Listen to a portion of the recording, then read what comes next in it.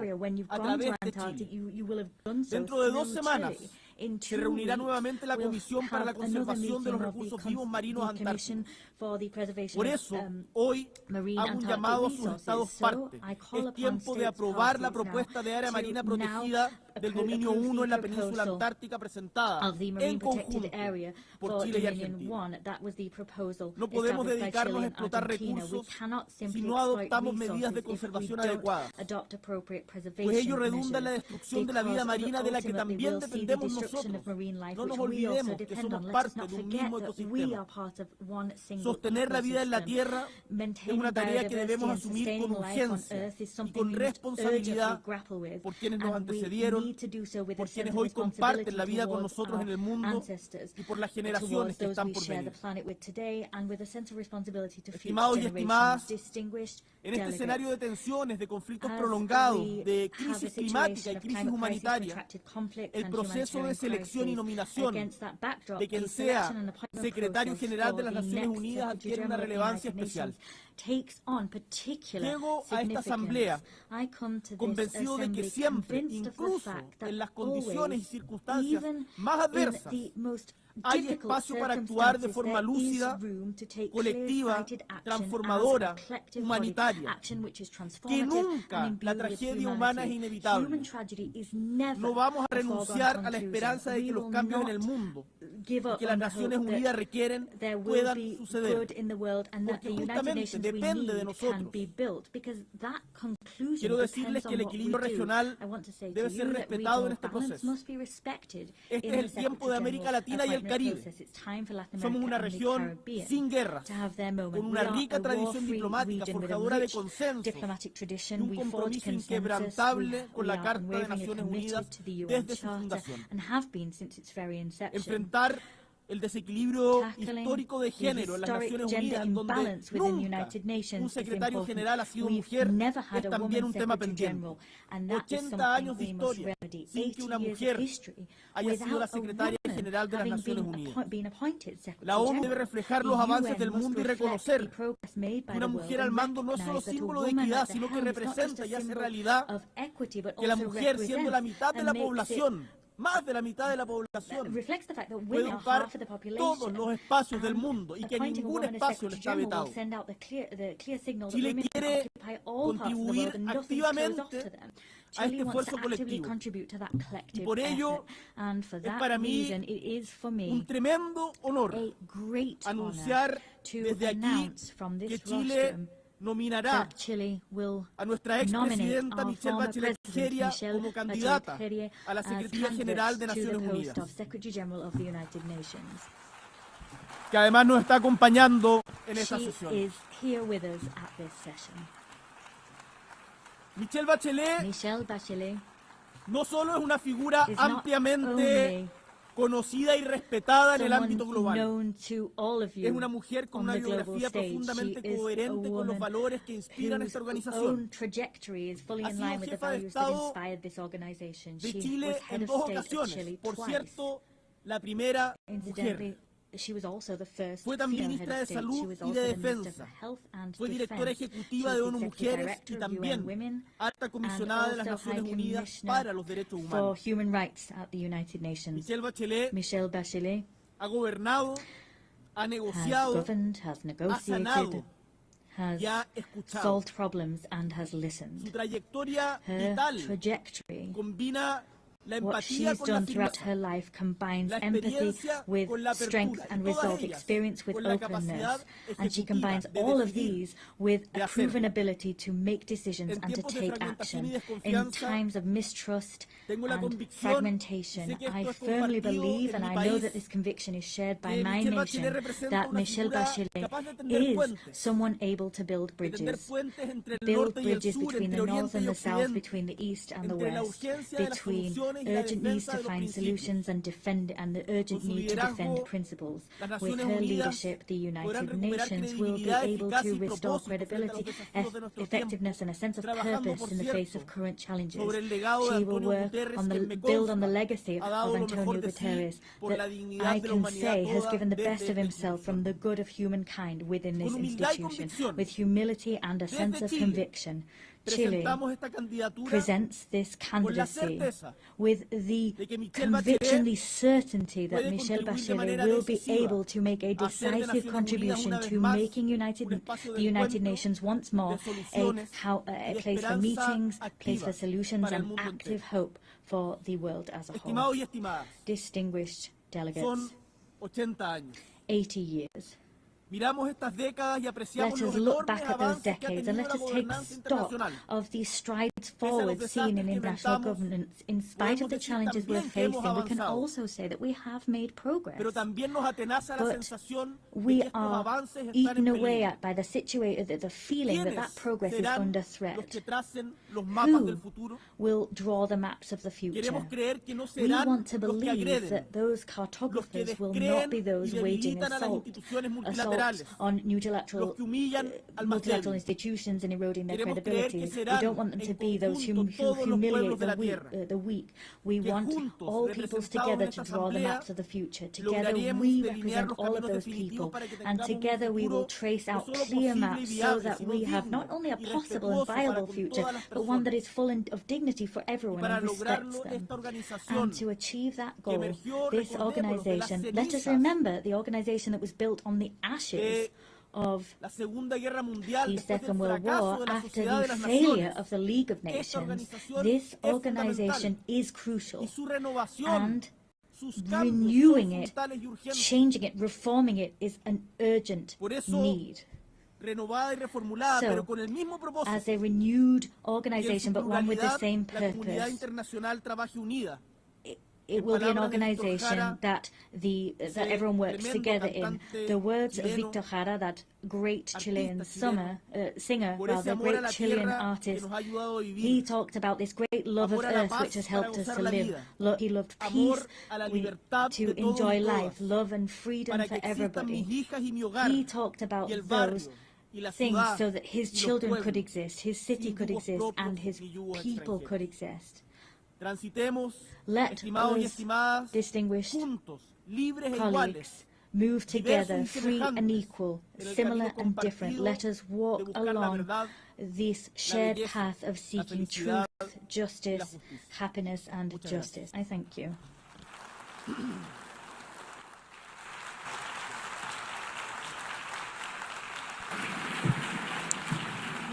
Muchas gracias. On behalf of the Assembly, I wish to thank the President of the Republic of Chile.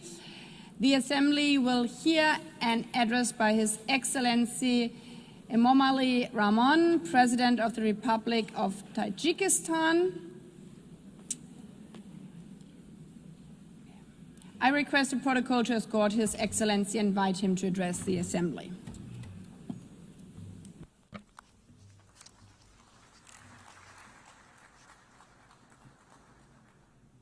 Your Excellency, Madam President, Excellency, ladies and gentlemen, today as we commemorate the 80th anniversary of the adoption of the United Nations Charter, I extend to all member states my heartfelt congratulations and best wishes on this occasion. The contemporary world is undeniably experiencing a period of instability, turbulence, unpredictability, and escalating complexity. Geopolitical tensions, efforts to reshape a framework of international relations, conflicts and confrontations in different parts of the world, along with series of security threats and challenges, have posed significant risks to lasting peace and safety. At the same time, the consequences of climate change and growing social inequality impose restrictions on the process of sustainable development and sustainable global development. In such a complex and turbulent circumstances, the role of the United Nations as a platform for inclusive dialogue, cooperation and the promotion of peace and security worldwide becomes more important than ever. In this regard, our countries should make joint and consistent efforts in international practice to protect this principle, return to full compliance with international law. In this process, strengthening equal cooperation among small and large states is also considered to be an important and timely step. Madam President, Tajikistan's National Development Strategy 2030 is fully aligned with the Sustainable Development Goals, and we support a full and timely implementation of this item of global agenda. Unfortunately, developing countries, particularly those mountainous and landlocked, face multiple challenges and difficulties in achieving these goals. Particularly vulnerable countries feel the need to take serious measures to ensure sustainable development financing and improve access to financial resources. Despite significant attempts in this field, the amount of funding for sustainable development offered by the international community continues to be insufficient to address their current needs. This situation necessitates timely response, the allocation of additional funds and a review of approach to the international financial architecture and system. Tajikistan advocates for effective and fair reforms of international financial instruments. At present, we are observing varying degrees of economic progress among nations, and the influence of developed nations and international financial organizations could play a significant role in tackling this issue. Many developing and less developed countries remain vulnerable to the impacts of economic and financial crisis, poverty, infectious diseases, including COVID, natural disasters, and food insecurity. They need to implement effective financial support measures, including debt relief. In our view, now is the high time to seriously consider this important item. Ladies and gentlemen, today climate change-related issues in various countries around the world, including Tajikistan, pose serious obstacles to achieving the Sustainable Development Goals. Our country, with 93% of its land covered by mountains, is deeply concerned of an adverse effect of this situation. Changes in the hydrological cycle, a series of floods and droughts, and severe dust storms over the past decades have had a direct impact on Tajikistan's water and energy resources and food security.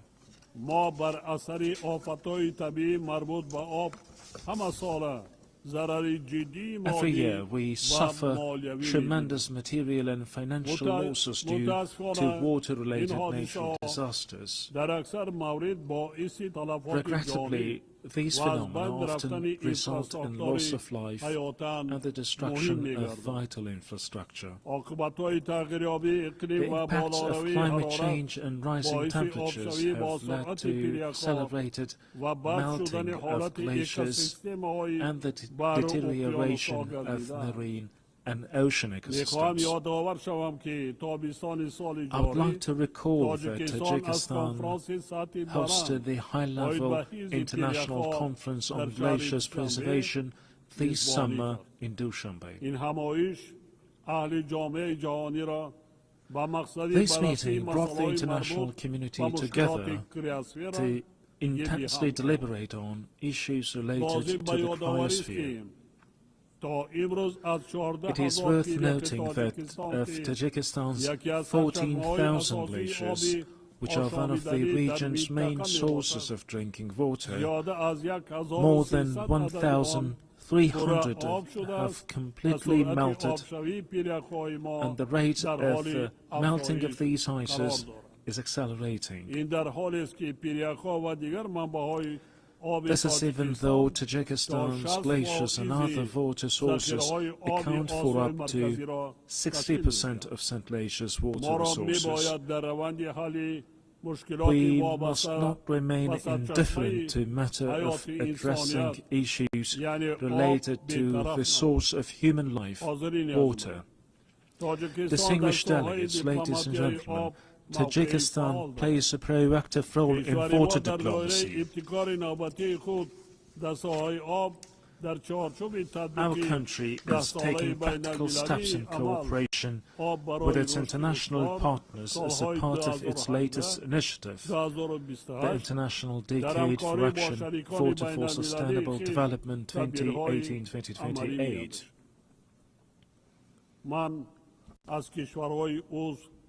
I call on member states and stakeholders to actively participate in the next event within the Dushanbe water process, the high-level international conference which will be held in Tajikistan next year. This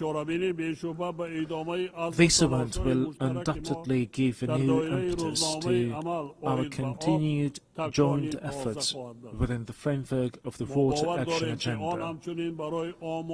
We are confident that it will also serve as a solid foundation for preparations for the 2028 United Nations Water Conference in Dushanbe. Madam President, strong institutions and legal literacy are the ground of a just and stable society. Today, the international community is witnessing disrespect for and violation of international law, which is the foundation of order, peace and stability throughout the world. We emphasize the need for strict adherence to international law and the resolution of all disputes and disagreements within the framework of the law. Being deeply aware of this reality, Tajikistan proposes that the United Nations General Assembly considers proclaiming an International Year of Legal Literacy. We call on all member states to join this initiative and strengthen the global culture of transparency and justice. Ladies and gentlemen, the rapid adoption of digital technologies and the effective use of artificial intelligence can noticeably contribute to the achievement of the Sustainable Development Goals. I would like to extend my profound gratitude to all member states for their unwavering support of Tajikistan's proposal to adopt a special resolution entitled "The Role of Artificial Intelligence in Creating New Opportunities for Sustainable Development in Central Asia." I'm confident that the resolution adopted by the General Assembly on July 25th of this year will serve as a key instrument for the safe and equitable use of artificial intelligence in our region. We, in this context, consider the establishment of a regional Centre for Artificial Intelligence in Dushanbe to be favourable. This centre would undoubtedly facilitate an implementation of joint initiatives and projects among Central Asian countries in the field of artificial intelligence. It is worth noting that, along with the improvement of digital technologies, a number of new security threats, particularly cybercrime, is also growing. We therefore emphasize that cybersecurity must be an important component of collective security. It is evident that, along with cybercrime, terrorism, extremism, illegal weapons smuggling, drug trafficking, and other forms of transnational organised crime continue to pose a serious threat to the global security. Tajikistan supports the further expansion of international cooperation on global security within the framework of the Dushanbe counter-terrorism process.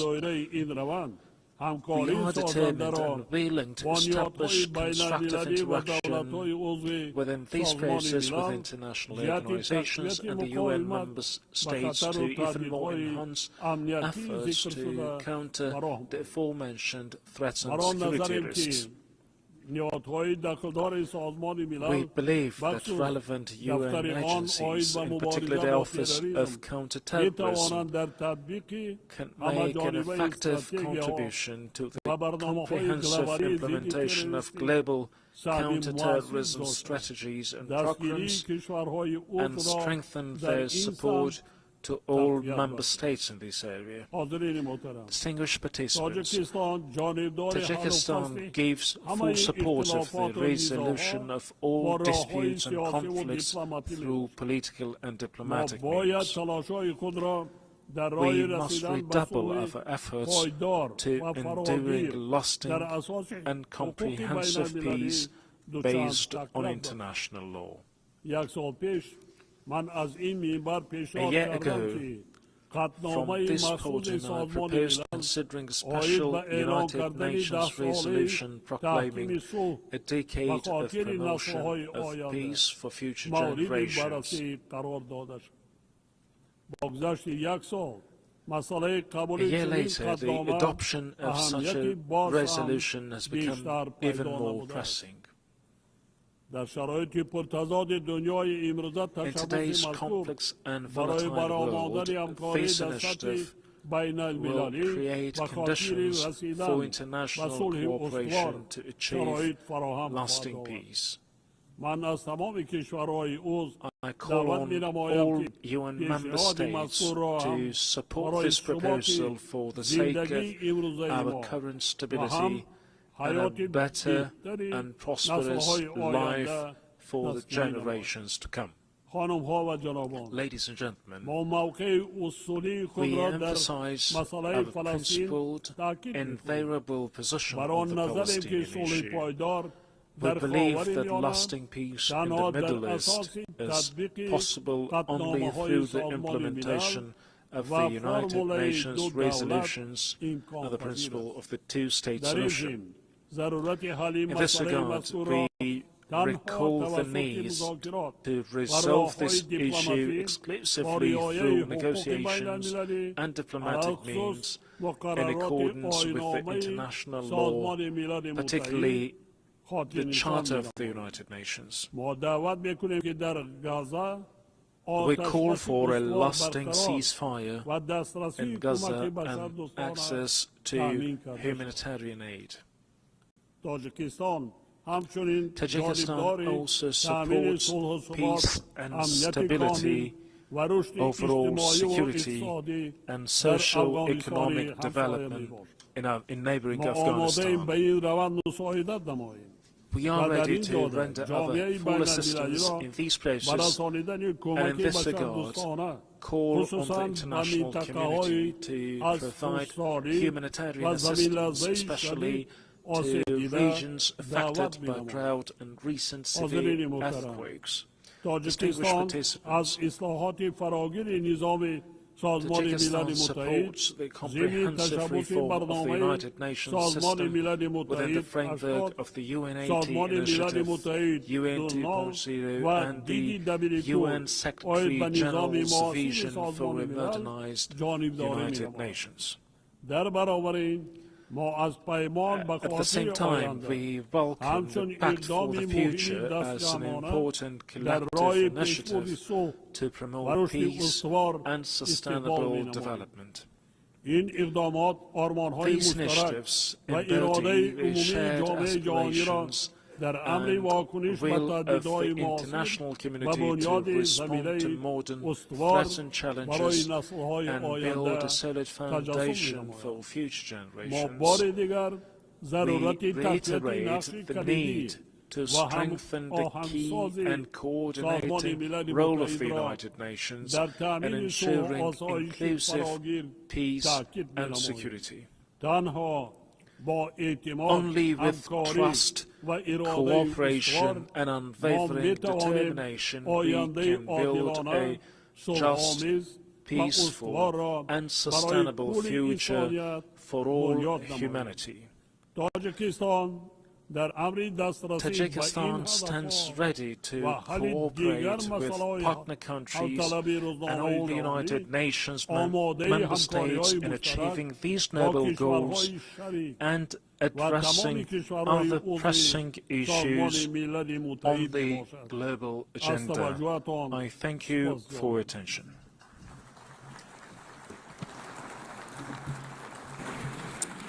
On behalf of the Assembly, I wish to thank the President of the Republic of Tajikistan. The Assembly will hear an address by His Excellency Joseph Aoun, President of the Lebanese Republic. I request protocol to escort His Excellency and invite him to address the Assembly.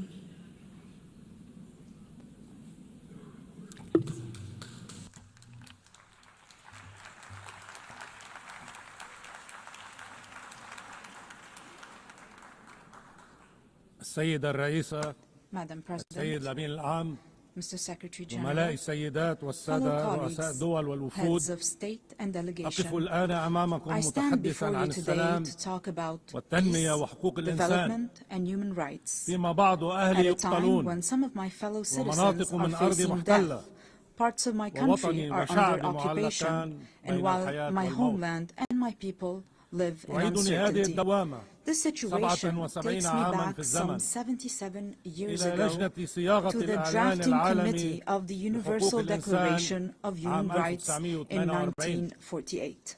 في ذات نقاش During one of the تدخلت debates, الراحلة the الكبيرة late, great إليانور Roosevelt مؤيدة stepped لرأي in أحد to الأعضاء support one member's كي لا يظل opinion وحيدا so that he is كما not قالت left للحاضرين. alone, as she said to those in أجابها صاحب attendance. الرأي المخالف The dissenting member باحترام. respectfully سيدتي responded, الجليلة Honorable lady, صدقيني my إن ما concern يهمني is not ليس أن to يكون side رأيي with the متوافقا majority مع or the أكثرية minority, أو أقلية بل أن but يكون to متطابقا align with the مع truth. الحقيقة.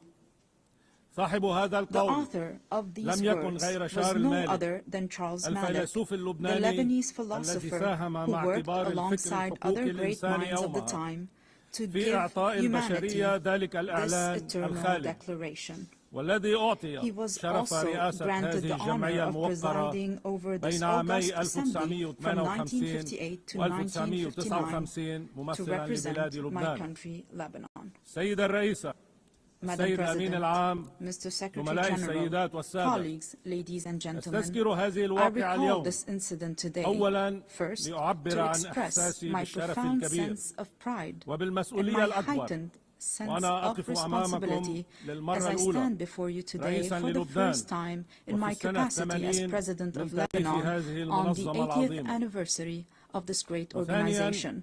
لأن Second, دورتنا هذه because our مخصصة للبحث session في العلاقات focuses on المتلازمة examining بين the ثلاث inherent فصائل relationship فضائل between البشرية three human السلام virtues, والتنمية peace development, and human rights. And between these three virtues and my country, Lebanon, the Lebanese experience, alongside lessons from our region and the world, have shown that there can be no development without peace, for growth cannot take place within chaos, and prosperity cannot be achieved amid conflicts and wars.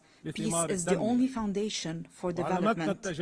Experience has taught us that just as there is no development without peace, there can be no peace without justice, and no justice without human rights, particularly the right to live in dignity. Without dignity, peace becomes an illusion, and the only growth will be in poverty, underdevelopment, violence, and bloodshed. Since the establishment of this great organization, its charter stipulated the need to save succeeding generations from the scourge of war, to live together in peace with one another as good neighbors, and to employ international machinery for the promotion of the economic and social advancement of all peoples. These noble principles remained on paper for 80 years as the blood of our people was spilled on the ground. The reasons might be numerous. One can attribute them to the authoritarian nature of man, the nature of relations between countries based on power struggle, hegemony, and the race for absolute dominance in all fields. However, another reason has stirred this tragedy. At least 30 years ago, since talk began in this very chamber about a new world order, the reason is related to the issue of identity and plurality within any society or within societies and countries, especially in the era of globalization. On the one hand, people need one another. On the other hand, they fear for their identity. This led to an emerging issue that drove humanity back to the path of conflict. Let us acknowledge here that religion remains a primary factor in defining the identities of human groups.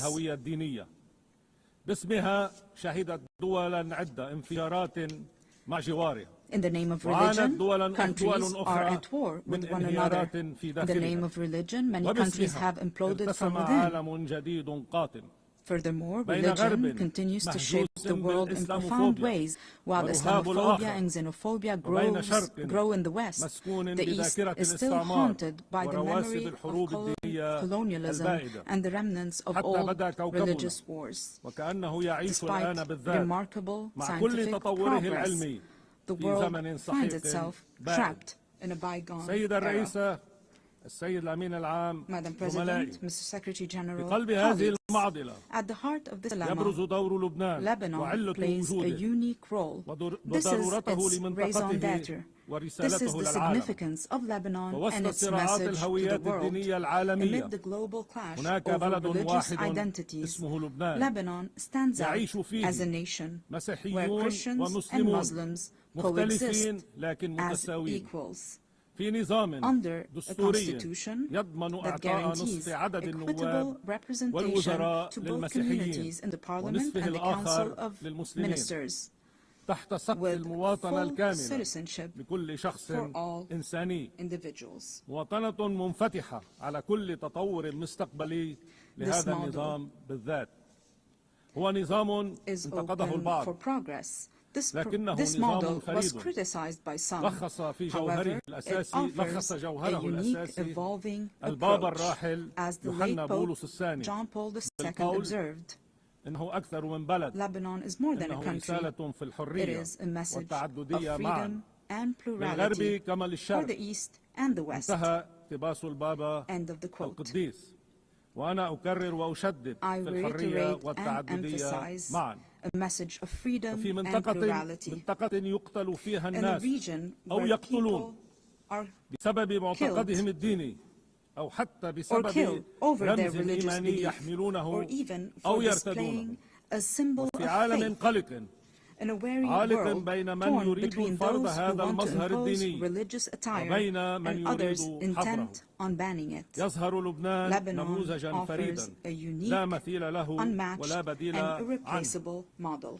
A model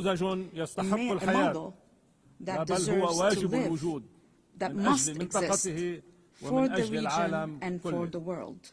A model that allowed me, as an Arab Lebanese, to serve as the only Christian head of state from East Asia to the coast of Europe. My country, Lebanon, the land of human secularism with profound faith, without any imposition or prohibition of any kind. A model that requires all those who are committed to a better future for humanity to ask the following two questions. First, why would there be an international and UN obligation to preserve Lebanon? And second, how can we achieve this goal? First, indeed, there is a human obligation to preserve Lebanon. If this model falls, this model of coexistence between two different religious communities that are completely equal, where else around the world can we replicate this experience? If Christians were to disappear from Lebanon, this equation, this delicate balance will fall, and with it, justice. If the Muslim community in Lebanon no longer exists, this balance will also fall, and this will also undermine justice. The fall of Lebanon, precipitated by the loss of any of its integral components, would foster the rise of extremism, violence, and bloodshed both in our region and in the world. It is clear to me today that many of the underlying causes of the war on Lebanon, as well as the deeper, more insidious motivations behind it, have been aimed at dismantling Lebanon's unique model. These actions serve to justify an Orient fractured by conflicting identities and perpetual ethnic rivalries, destined to remain in a state of ongoing conflict. While certain may benefit from this situation, however, it is ultimately in the interest of the world and humanity to strive for international peace. Hence, the success of the Lebanese experience will set a benchmark for any country. This model today is a vibrant, steadfast, and energetic country determined to live, resolutely refusing to succumb to adversity. What it takes to save it? Simply a clear and firm stand in words and action aimed at liberating all the Lebanese territory and securing the exclusive sovereignty of the Lebanese state, enforced solely by its legitimate and legal armed forces over its land. This is the unanimous will of the Lebanese people since the Declaration of November 27, 2024, which was adopted with the support of the United States and France and this very organization as a mechanism to enforce UN Security Council Resolution 1701. I reaffirmed this commitment in my inaugural address following my election as President in January 2024. It was also approved by the government in its ministerial statement of February 2024.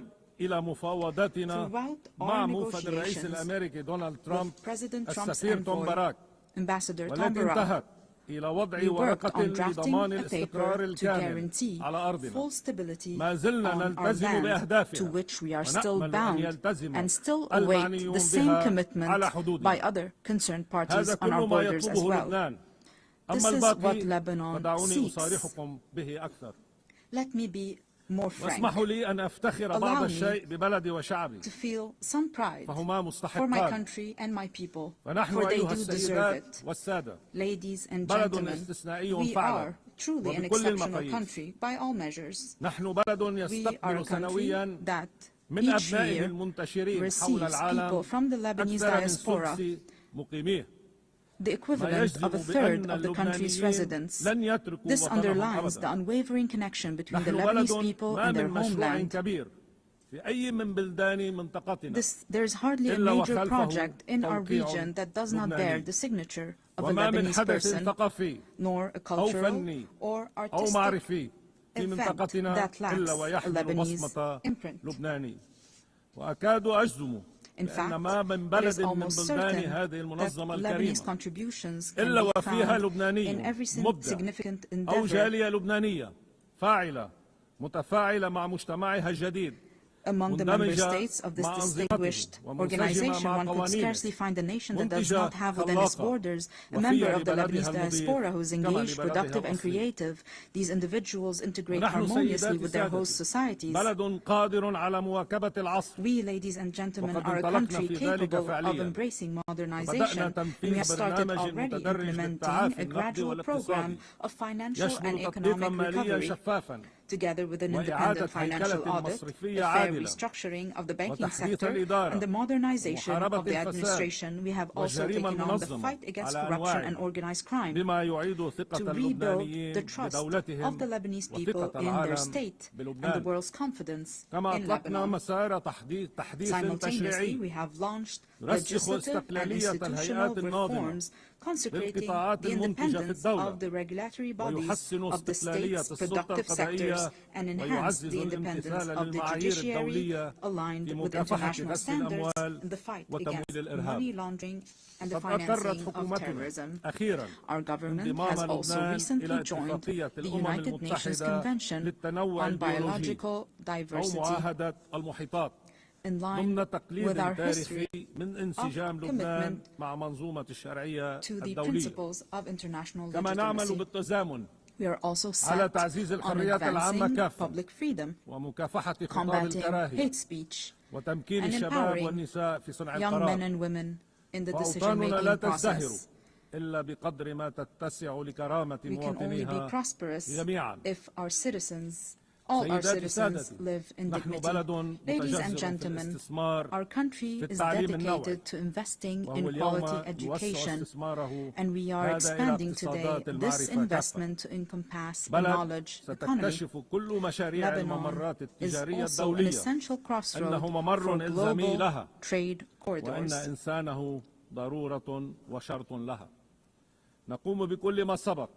While advancing on all these fronts, our country simultaneously shoulders numerous burdens. And we shoulder these burdens with responsibility and seriousness. Most pressing among them are the persistent instabilities along our southern border.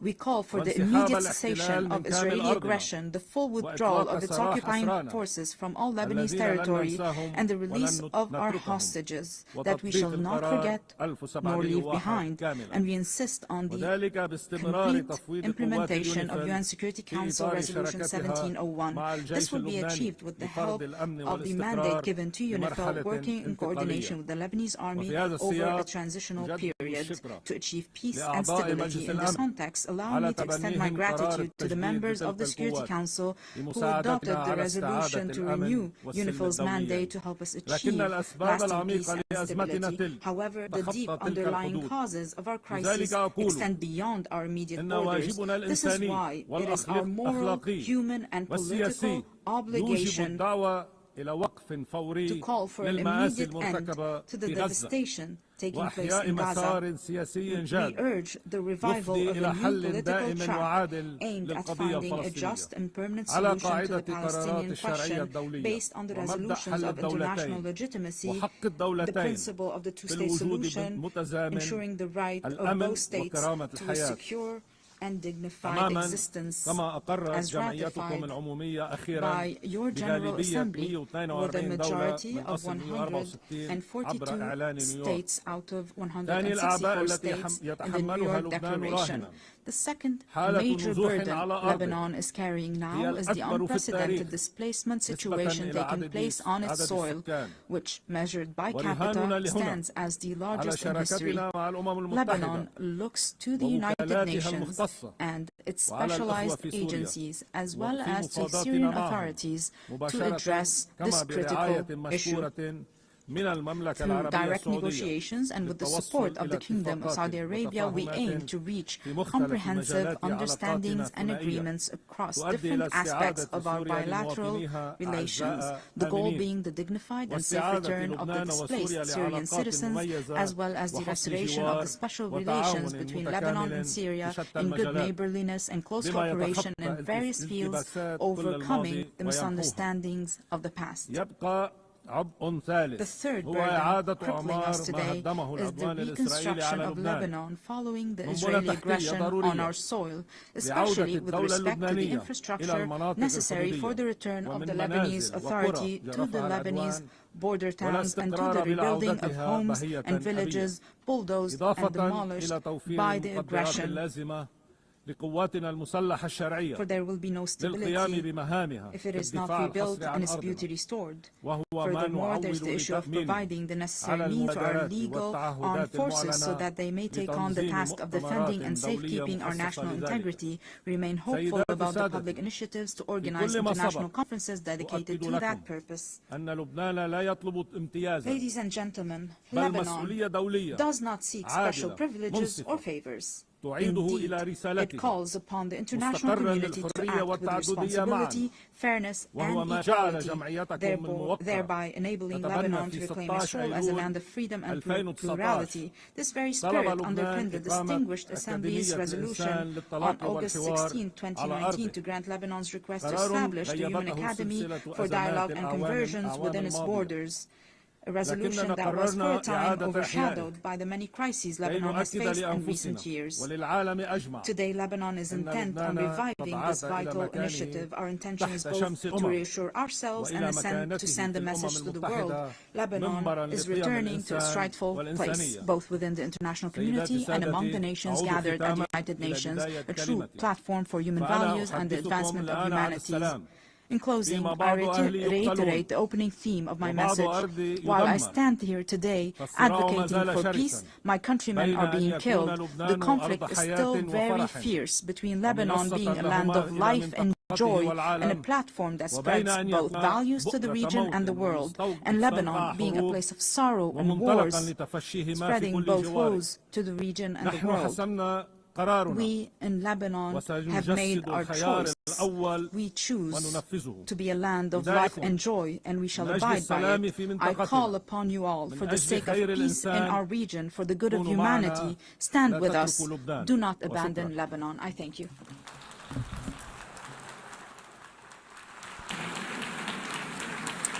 On behalf of the Assembly, I wish to thank the President of the Lebanese Republic. The Assembly will hear an address by His Excellency Emmanuel Macron, President of the French Republic. I request protocol to escort His Excellency and invite him to address the Assembly.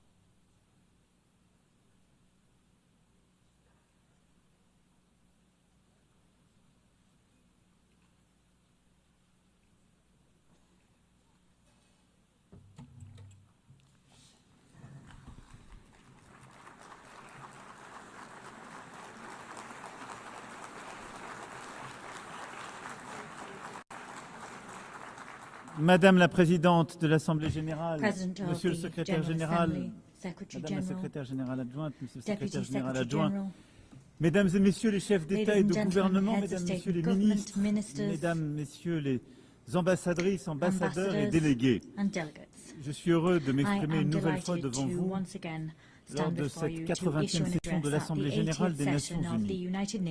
8 décennies que nous avons voulu consacrer au service de la paix, du développement, des droits humains. 80 ans qui nous obligent à mesurer le chemin parcouru et à adapter notre pas à la marche du monde.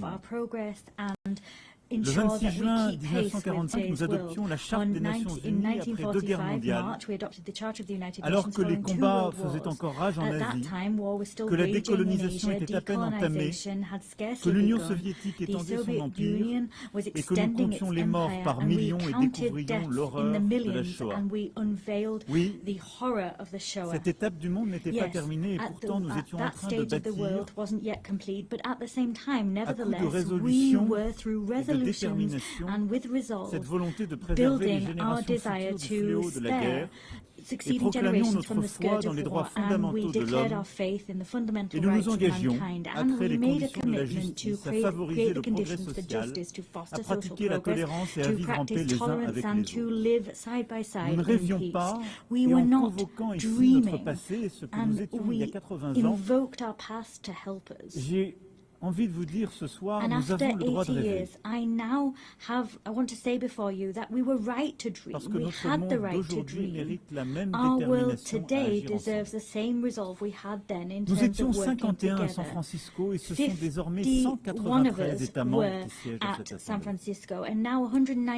Les textes qui font notre organisation posent clairement les principes de l'action collective, ils expriment des valeurs communes, ils définissent des procédures robustes. Et je sais pourtant combien les frustrations sont là, que nourrit la représentation inégale des États, en particulier au Conseil de sécurité. Et c'est pourquoi je soutiens avec force son élargissement, sa réforme, en particulier l'élargissement pour le continent africain. Je sais aussi combien les équilibres politiques, économiques et sociaux ont évolué et que de nouveaux acteurs ont pris plus de responsabilités. Et qu'une multitude s'interroge sur la promesse des Nations Unies, sa réalité et son bénéfice. Alors ne nous mentons pas, ce 80e anniversaire n'est pas une fête. Les conflits armés se multiplient, internes ou internationaux, étatiques ou provoqués par l'action criminelle et terroriste. Et les belligérants bafouent délibérément les conventions de Genève, comme si l'horreur servait la vengeance ou la terreur la victoire. Gaza, l'Ukraine, le Soudan, Haïti, la Birmanie, la République démocratique du Congo. La liste est aussi longue qu'insoutenable des violences que subissent les populations dans ces territoires de guerre. De grandes transformations sont aussi en cours pour nous tous sur cette planète. Le changement climatique n'est pas maîtrisé, l'effondrement de la biodiversité se poursuit. Les efforts que la plupart d'entre nous sont prêts à faire se heurtent au cynisme de quelques-uns qui peuvent faire la différence mais s'y refusent encore. Et nous voyons l'accélération des technologies qui ouvrent d'immenses horizons, d'immenses opportunités, mais laissent aussi le champ libre à des forces d'autant plus dangereuses qu'elles ne sont pas régulées. Nous voyons le commerce mondial qui vit l'heure des guerres tarifaires, lesquelles s'ajoutent aux déséquilibres mondiaux. Cette alarme n'éteint pour autant pas l'espoir. N'empêche pas que la Syrie s'est libérée de la dictature, que l'Ukraine tient bon et que la paix est possible dans la région des Grands Lacs. Nous avons aussi approuvé des traités et des accords ambitieux que certains pensaient impossibles. Un traité sur les pandémies, un traité pour protéger la haute mer, un autre pour financer le développement. C'est bien que la complexité du monde n'est pas une raison de renoncer à nos principes et nos ambitions. En quelque sorte, nous vivons un moment paradoxal où nous avons besoin, plus que jamais, de restaurer l'esprit de coopération qui a prévalu il y a 80 ans, et où pour autant nous sommes en train de nous diviser, et où il faut bien le dire, les divisions au sommet de l'ordre mondial. La fracturation du monde nous freine dans notre capacité collective à régler les grands conflits du moment ou à relever les défis qui supposent de nous entendre. La France est fière de compter parmi les peuples des Nations Unies et rend hommage à tous ceux qui les servent. Soldats sous casque bleu qui maintiennent la paix où personne ne va plus. Travailleurs humanitaires et personnels de santé qui se portent au secours des plus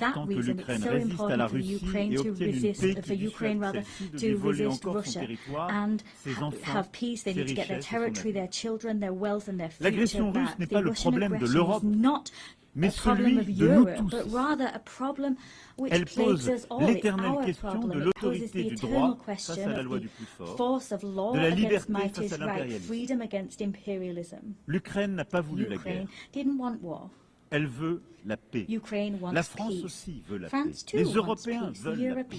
Les États-Unis d'Amérique veulent la paix. Pour cela, l'Ukraine a un droit fondamental, celui de vivre en sécurité et de ne plus craindre que la Russie l'attaque à nouveau. C'est pourquoi la France, avec le Royaume-Uni, a bâti une coalition des volontaires rassemblant 35 nations pour donner à l'Ukraine des garanties indispensables à sa sécurité dans la durée. Nous créons ainsi les conditions d'une paix solide et juste qui permettra aux Ukrainiens d'accomplir leur destin. Et ce qui s'est passé ces dernières semaines dans l'espace aérien de la Pologne, de la Roumanie, les provocations vues en Estonie ou ailleurs sont la preuve aussi que tous les Européens sont défiés aussi par des menaces et des volontés de déstabilisation russe qui supposent une telle unité. L'Ukraine l'a dit souvent, elle est prête au cessez-le-feu et accepte la négociation. Il revient désormais à la Russie de prouver qu'elle peut choisir la paix alors qu'elle multiplie aujourd'hui les attaques contre les civils en Ukraine et les provocations que je viens d'évoquer. Dans cette attente, la France se tiendra fermement aux côtés de l'Ukraine avec ses partenaires européens et tous ceux qui comprennent l'importance de mettre la Russie en échec pour préserver l'ordre mondial. Et je me félicite des propos il y a quelques heures du président des États-Unis d'Amérique, rappelant l'affaiblissement progressif de l'économie russe, les échecs sur le terrain de la Russie, qui, imaginez-le, en peu de jours, à peine pris 1% du territoire ukrainien, malgré tant et tant de victimes Ukrainian territory. There have been so much loss, so many civilian victims, and few territorial gains. I welcome the fact that the President of the USA believes in Ukraine's ability not only to hold the cause, but to uphold and ensure its rights le double standard, ce deux poids deux mesures, que la France s'engage aussi aux côtés de l'Ukraine, comme je viens de l'évoquer, comme elle le fait pour la paix au Proche-Orient. Hier, nous avons adopté un plan crédible pour mettre fin à la guerre à Gaza, préserver une solution à deux États, Israël et la Palestine, permettre la libération de tous les otages et sauver tant et tant de vies. Nous avons tracé un chemin vers la paix qui nécessite avant toute autre chose que les otages encore détenus par le Hamas soient libérés, que les frappes sur Gaza cessent. Et je suis heureux que l'Arabie Saoudite et la France aient convaincu un grand nombre de membres de cette Assemblée de signer la déclaration de New York. Nous sommes 142 membres de cette Assemblée à tendre la main pour bâtir un chemin de paix. La paix immédiate, libération des otages, la stabilisation de Gaza, la démilitarisation et le démantèlement du Hamas, et une reconnaissance réciproque de deux États et un État de Palestine, démilitarisé, reconnaissant Israël et un État d'Israël reconnaissant un État de Palestine. Et tous les États de la région qui ne l'ont pas encore fait, reconnaissant par cette reconnaissance qui est en fait un chemin vers la paix. C'est aussi la stabilité de la région tout entière que nous cherchons à bâtir. Il ne peut pas y avoir de sécurité, de stabilité pour Israël si c'est une guerre permanente avec tous les voisins qui conduisent. Paix avec la Palestine, en Cisjordanie et à Gaza, et à travers Jérusalem. Paix au Liban, où la lutte contre le terrorisme ne peut pas se faire au détriment de la souveraineté des Libanaises et des Libanais. Et c'est pourquoi je me félicite du travail que nous avons conduit main dans la main avec les États-Unis d'Amérique, avec les Nations Unies et la FINUL pour bâtir ce chemin qui permet de restaurer la souveraineté du Liban, remettre les forces armées libanaises en situation avec l'appui de la FINUL de retrouver point à point cette souveraineté et évidemment de bâtir ce monopole des armes qui seuls peuvent être détenus par les forces armées libanaises. Le Liban respire mieux quand le Hezbollah est moins fort, le Liban respirera encore mieux quand l'ensemble des caches d'armes, quand l'ensemble des armes détenues par le Hezbollah seront reprises à la main des forces armées libanaises. Il n'y a pas d'autre choix. La France réunira prochainement une conférence de soutien à la reconstruction du Liban et nous appuierons aussi la conférence que les amis saoudiens tiendront en soutien aux forces armées libanaises. De la même manière, la Syrie doit retrouver son unité et sa souveraineté. La Syrie est plus libre depuis que le régime d'Assad est tombé. J'ai reçu le président de la transition à Paris, je le reverrai demain avec plusieurs États de la région. Nous œuvrons pour que la Syrie puisse respecter toutes les composantes de sa société qui en font la force. Et en même temps puisse, en retrouvant cette unité, trouver la pleine maîtrise, elle aussi, de sa souveraineté. Et puis, la région ne pourra être en paix que si le programme nucléaire iranien, qui a été partiellement détruit,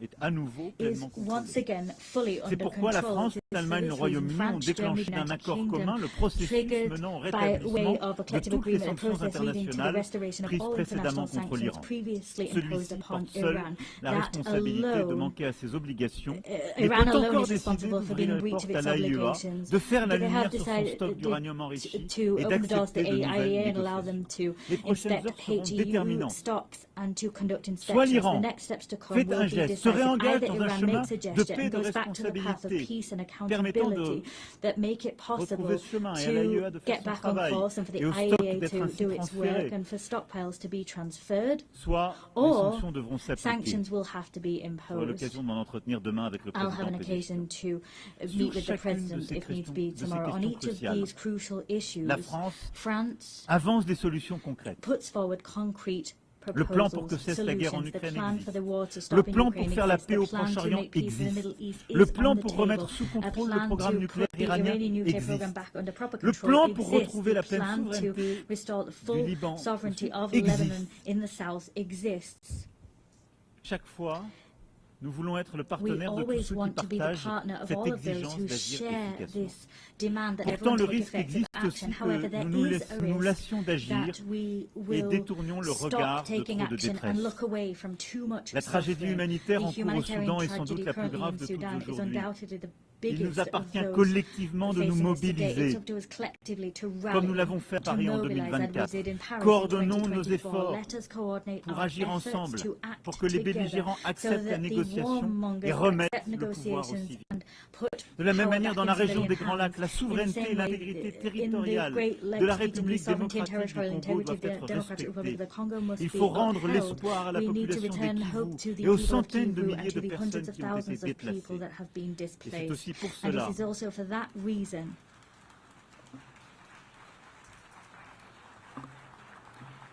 Et c'est aussi pour cela que nous réunirons le mois prochain à Paris tous ceux qui peuvent répondre à l'urgence humanitaire et faire converger les initiatives de paix. Et je me félicite de ce qui a été conduit par l'Union africaine, par tant de voisins, par le Qatar, par les États-Unis d'Amérique. Mais l'urgence humanitaire, là aussi, est indispensable. Nous ne devons oublier aucun de ces conflits. Nous n'avons pas le droit à aucun moment de nous décourager. Cette capacité de sursaut, c'est notre force, c'est ce qui nous a rassemblés il y a 8 décennies. Nous n'avons aucun droit à la fatigue dans ce moment que nous vivons. Ayant égrené, sans être pour autant complet, tant de crises, je regarde avec vous lucidement le monde dans lequel nous vivons. Nous voyons partout les risques de prolifération revenir et nouvelles menaces sans cadre collectif réémerger. L'urgence est aussi à rebâtir un cadre crédible, vérifiable pour lutter contre toute prolifération nucléaire, de reconstruire un cadre crédible pour recontenir les menaces et les proliférations balistiques. Je n'oublie pas les menaces chimiques, bactériologiques, et je n'oublie pas les risques nouveaux, ceux qui impliquent l'intelligence artificielle, le quantique, le cyber, ou le spatial. Autant de menaces sur lesquelles nos cadres existants communs ont été affaiblis ces dernières années. Parfois parce que certains les ont rendus caduques, d'autres fois parce que les règles de vérification n'ont pas été dûment observées, aussi parce que l'accélération technologique fait que celle-ci, ses capacités d'innovation vont plus vite que nos cadres existants. Sur tous ces points, nous n'avons pas le droit de céder. Et notre responsabilité est d'avancer, de bâtir ce cadre de paix indispensable. C'est la même exigence d'efficacité, ce même multilatéralisme efficace qu'il nous faut avoir sur les grands défis globaux qui sont les nôtres. Je sais l'attention que le secrétaire général y accorde et je veux le remercier de l'ambition qu'il affiche pour notre organisation au travers de l'initiative ONU 80. Et je partage cette préoccupation. Oui, il nous faut dans ce moment de désordre que j'évoquais pour les grandes questions de paix et de guerre, ne pas oublier que nous avons tant de défis globaux qui supposent le même esprit de coopération. Regardons en face nos grands déséquilibres mondiaux qui touchent toutes les économies, certes les plus riches, au nom de l'une d'entre elles. Mais encore plus,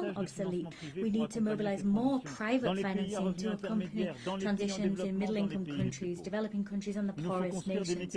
We must develop guarantee mechanisms that losses will be covered, and we need to mobilize more private financing to help those countries and help them to grow. That is vital if we want to avoid crises, destabilization tomorrow.